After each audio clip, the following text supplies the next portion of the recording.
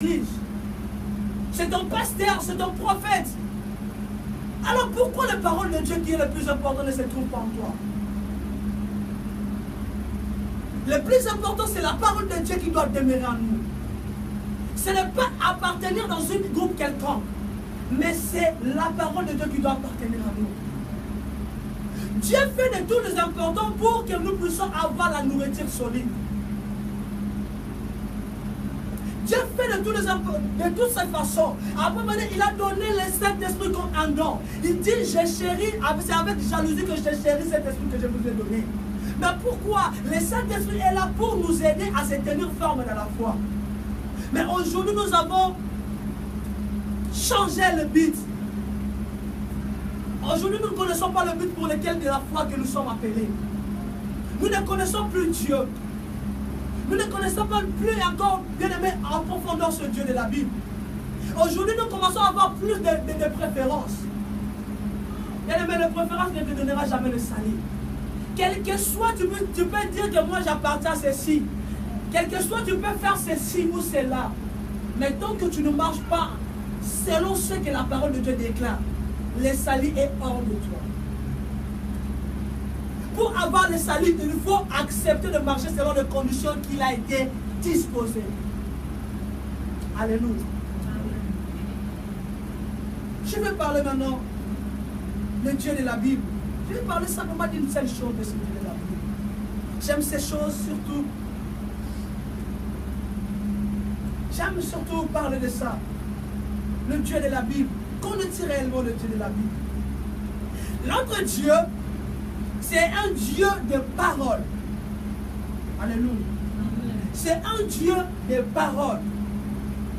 Mais cette parole se traduit envers les hommes par le langage de la foi. Parce que tellement que Dieu, la Bible dit dans le livre d'Ésaïe 55, 8 à 9, aussi longtemps que le ciel est éloigné de la terre, aussi longtemps que l'intelligence de Dieu est éloignée de l'intelligence des hommes. Alors pour comprendre mieux l'intelligence de Dieu, pour comprendre mieux la parole de Dieu, il faut avoir la foi. Il faut entrer dans le langage de la foi. Alléluia. Il faut entrer dans le langage de la foi. J'aimerais d'abord parler de la foi. Une chose très importante. Lorsqu'on parle de la foi, plusieurs des ensembles. Oui, la Bible nous dit, la foi est une ferme assurance des choses qu'on espère. Une démonstration de celles qu'on ne voit pas. La foi vient de ce qu'on attend. De ce qu'on attend vient de la parole de Dieu. Prenons le livre de 2 Rois 6, versets 15 à 17. 2 Rois 6, 15 à 17. 2 Rois 6, 15 à 17. 15 à 17, je lis en nom de Jésus. Le serviteur de l'homme de Dieu se leva de bon matin et sortit. Et voici, une groupe entourait la ville avec des chevaux et des chars. Et le serviteur dit à l'homme de Dieu, « Ah, mon Seigneur, comment ferons-nous » Il répondit, « Ne crains point, car ceux qui sont avec nous sont en plus grand nombre que ceux qui sont avec eux. » Élisée pria et dit, « Éternel, ouvre ses yeux pour qu'il voie. » Et l'Éternel ouvrit les yeux du serviteur qui vit la montagne pleine de chevaux et des chars de feu autour d'Élisée. Les séries. Amen. Amen. La foi. Là, nous sommes en train de lire l'histoire d'Élisée qui s'est confronté avec le roi de Syrie. Le roi de Syrie disposait d'un arsenal si fort pour détruire l'armée d'Israël.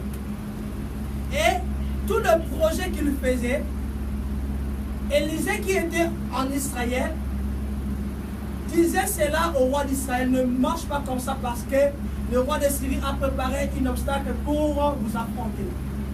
Cela n'arriva pas une seule fois, mais plusieurs fois. Et jusqu'à ce qu'on a appris au roi de Syrie que ce que tu prémédites dans ta chambre, Élisée le serviteur de Dieu dit ça au roi d'Israël. Le roi de Syrie a envoyé plein de soldats pour prendre Élisée. Il y avait plein de soldats. pour prendre la vie d'Élisée ou sans le ramener dans le royaume de Syrie. Pendant ce temps, bien aimé, Géasi, son serviteur, est en train de dire, oh, nous sommes déjà perdus. Parce qu'il y a plus de soldats qui nous ont déjà entourés. Qui nous a déjà entourés. Qu'est-ce que nous allons encore faire, maître? Mais Élisée, tellement qu'il avait la foi à son Dieu. Élisée, tellement qu'il connaissait son Dieu. Élisée, tellement qu'il avait une relation directe avec son Dieu. Bien aimé, Élisée avait plein d'assurance jusqu'à ce qu'il a prié à Dieu. Dieu a fait montrer qu'il y avait plus de soldats du ciel qui les a protégés.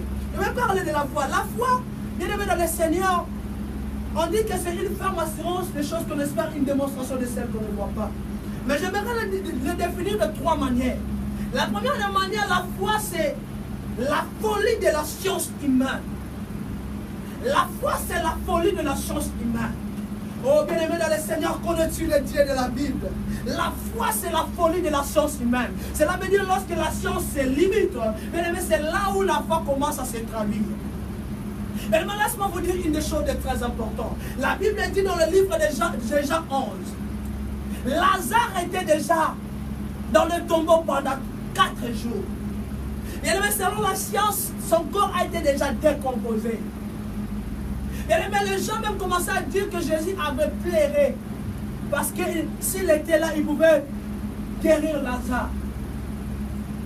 Mais bien aimé, au-delà de la science humaine, au-delà de la vision de la science humaine, c'est là où Dieu parle.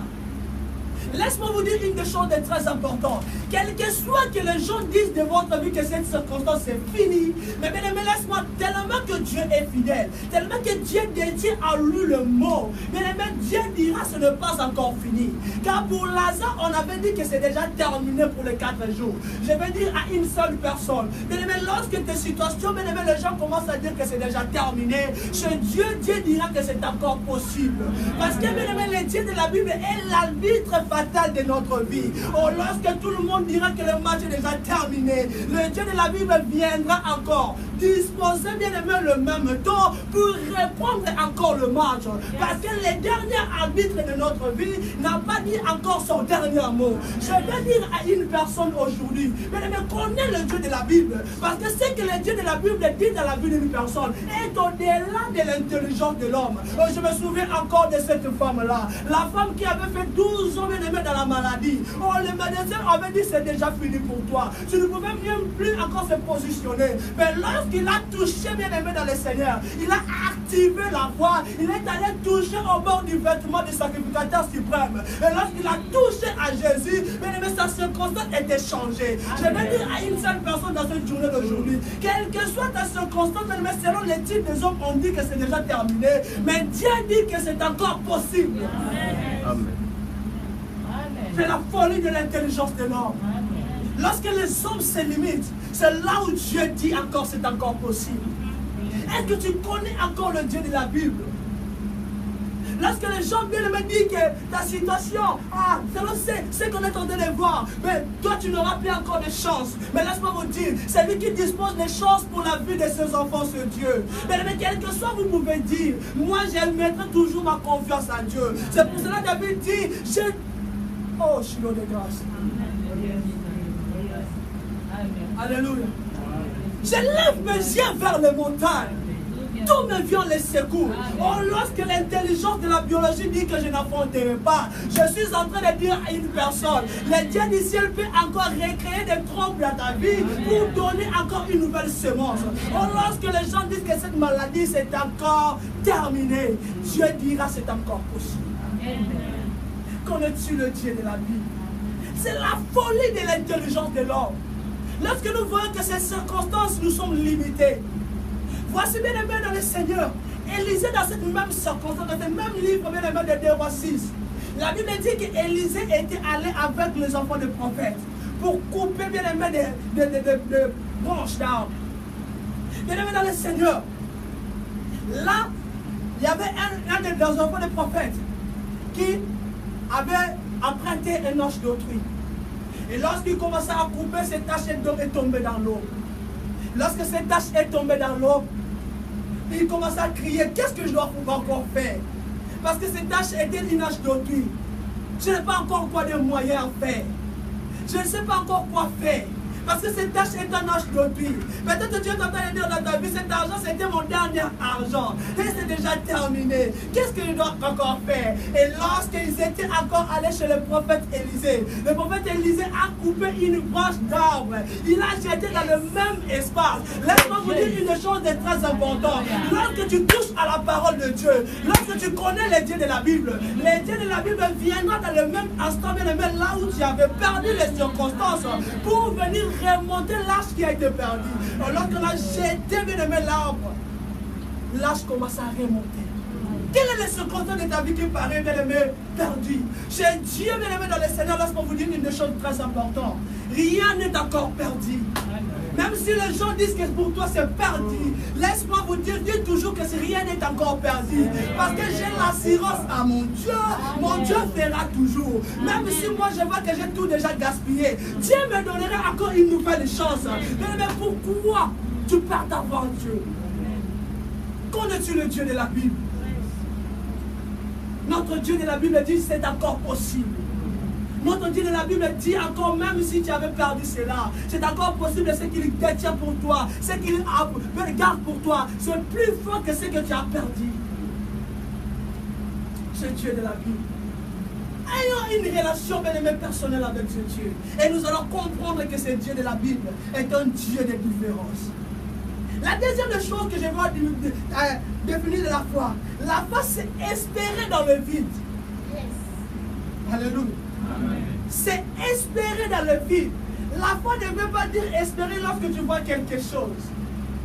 La foi, cela veut dire espérer dans le vide. Cela veut dire même si je me trouve dans un désert, moi je vais espérer. Parce que le Dieu du ciel envoyera une manne au chemin de grâce. Parce que même si je suis une terre vide et informe, le Dieu de la Bible viendra se tenir. Il commencera à prononcer des paroles pour que je puisse avoir une forme. La Bible dit dans le livre de Genèse 1, la terre était informe et vide. Mais lorsque le Dieu du ciel était là, il a dit, bien aimé, il commençait à donner la forme à la terre. Oh bien aimé, l'homme était dans le néant. Le Dieu a soufflé. Oh Shiloh. Espérer dans le vide. Même si tu vois que tu n'as rien, toi espère. Amen. Alléluia. Ne savez-vous qu'il est écrit? C'est de la poussière qu'il relève le géant. Espérer dans le vide. Aujourd'hui, nous, on commence à penser simplement que je dois espérer en Dieu. Lorsqu'on me dit que mon frère me dit qu'il y a quelque chose que je vais te donner, maintenant je commence à activer ma prière dans la foi. Je dis, Seigneur, tu avais dit que tu vas faire. Voici cela, voici ceci. Laisse-moi vous dire une chose de très importante. Même si je me trouve dans le désert, il n'y a rien, ce Dieu-là tracera une chemin pour que l'on puisse s'en sortir. Parce qu'il est écrit, ne pensez plus aux événements passés, ne considérons plus ce qui est ancien. Voici, je vais encore créer une chemin dans le désert. Oh, même si ma vie est désertique, même si les gens disent qu'il n'y aura pas de l'eau, même si on me regarde, on dit que c'est déjà terminé pour lui. Moi, je dois avoir la foi. Et laisse-moi te dire, on peut te dire de prouver tout, mais qu'on ne puisse jamais te prouver l'espérance en Dieu. Pourquoi ne pas espérer? J'ai le droit d'espérer. Parce que quel que soit le temps qui est passé, Abraham avait 75 ans. Mais lorsque Dieu lui a appelé, avait 75 ans. Mais Abraham, lorsque Dieu lui a donné la promesse, lui a donné la promesse à 100 ans. Là, les gens pouvaient dire que c'est déjà terminé. Abraham pouvait dire que moi, je suis déjà mourant. Oh Seigneur, tu me donnes encore une postérité. Mais la Bible dit, Abraham a vécu encore pendant 175 ans. Chez Dieu, c'est encore possible. Pourquoi? Parce que c'est lui qui met la loi. Il est celui qui vient encore s'y abonner avec ta grâce. Lorsque la loi avait dit que les enfants ne vont plus se marier, Dieu viendra encore là. Quel que soit lui qui avait dit ça, à cause de toi, il viendra encore dans ce moment-là. Il dit, bon, moi j'avais dit, ok, je mets un stop là. Je commence à recréer encore une autre circonstance. Amen. Alléluia. C'est espérer dans le vide. Même si je n'ai pas encore ce que j'ai besoin, je vais espérer en Dieu. Parce que je sais que Dieu va disposer les circonstances afin que moi je commence à monter comme échelle. Oh, lorsque tu as une relation avec Dieu, tu ne feras aucun effort. Parce que les dieux du ciel viendront déjà combattre pour toi. Oh, je savais encore, bien aimé dans le livre des 2 Chroniques, bien aimé, Josaphat